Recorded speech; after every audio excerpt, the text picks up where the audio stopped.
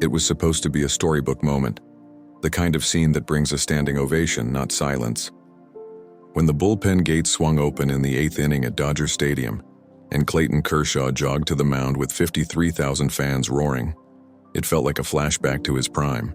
The future Hall of Famer, making what could be his final postseason appearance, was back under the lights trying to keep the Dodgers alive in Game 3 of the NLDS.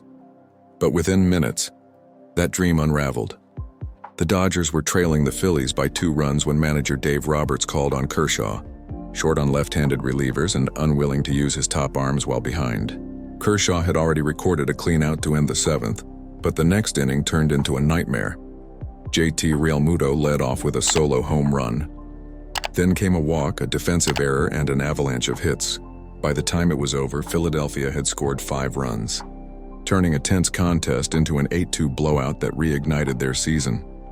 Just didn't make enough good pitches, Kershaw admitted afterward, his voice quiet but steady. I was battling command. It's hard when you're trying to throw strikes instead of getting people out. Just wasn't fun.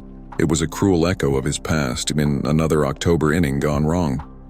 The last time Kershaw came out of the bullpen in the postseason was back in 2019, when he surrendered back-to-back homers to Anthony Rendon and Juan Soto in a deciding Game 5. 6 years later, history repeated itself in almost cinematic fashion. For a moment, it looked like things might go differently. Teoscar Hernandez made a diving grab to rob Bryce Harper, and Kershaw escaped the 7th with a wave to the crowd. But in the 8th, his command disappeared. Realmuto's blast opened the floodgates. A Max Muncy error made it worse, and Trea Turner's 2-run single pushed the game out of reach before Kyle Schwarber's 2nd home run of the night, a towering shot that nearly cleared the right field wall and sealed the Dodgers' fate. From the dugout, his teammates could only watch. It was hard to see, said Mookie Betts, but you can't define Kershaw by 1 inning. He's going to have a statue out front one day. He's one of the best to ever do it. The Dodgers still lead the series 2-1, but Kershaw's outing exposed deeper issues in their bullpen. With Tanner Scott unavailable for personal reasons and key relievers like Roki Sasaki and Emmett Sheehan limited in back-to-back use, Roberts had few options. He didn't have his slider tonight, Roberts said. The command wasn't sharp. We were short in the pen, and it showed. Kershaw faced 9 batters, fell behind almost everyone, and looked visibly drained.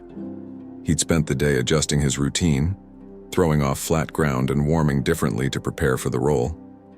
But it wasn't enough. When asked if he was surprised he wasn't pulled sooner, Kershaw shook his head. You just try to make the next pitch, he said. That's all you can do. The Dodgers still have a chance to close out the series. But for Kershaw, this night will linger. Another painful chapter in a career defined by brilliance, heartbreak, and the cruel unpredictability of October baseball.